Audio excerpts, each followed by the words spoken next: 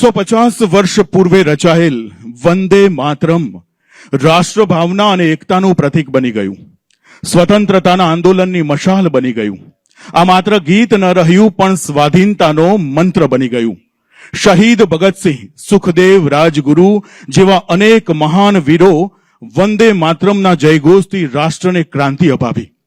150 વર્ષ પછી પણ વંદે માતરમ પ્રત્યેક ભારતીયોને એક સૂત્રમાં બાંધે છે. સ્વાધીનતા અને પરાક્રમ, શૌર્ય અને માતૃભૂમિનું સન્માન એટલે આપણું વંદે માતરમ.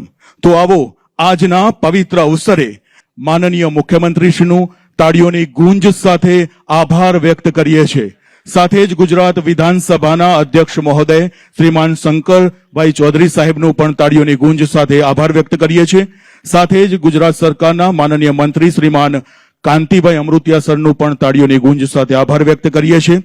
ગાંધીનગર મત વિસ્તારના ધારાસભ્ય મહોદયા શ્રીમતી રીટાબેન પટેલ, આપનો પણ આભાર વ્યક્ત કરીએ છીએ.